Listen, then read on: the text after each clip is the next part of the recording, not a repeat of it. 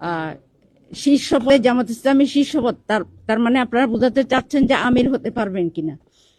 এখানে আপনারা জানেন জামাতে ইসলামী হলো ইসলামী সংগঠন, তাই না? আর ইসলামী সংগঠন ইসলাম মেনে চলবে, এটাই স্বাভাবিক।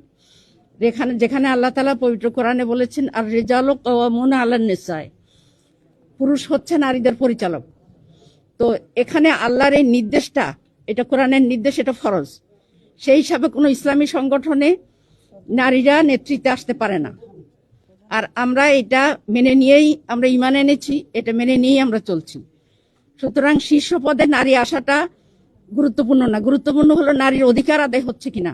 আপনারা দেখছেন বাংলাদেশের গত 54 বছরে 2 জন নারী প্রধানমন্ত্রী দীর্ঘদিন ছিলেন, কিন্তু নারীদের সমস্যার কি সমাধান হয়েছে? নারীদের প্রতি সহিংসতা কি কমেছে?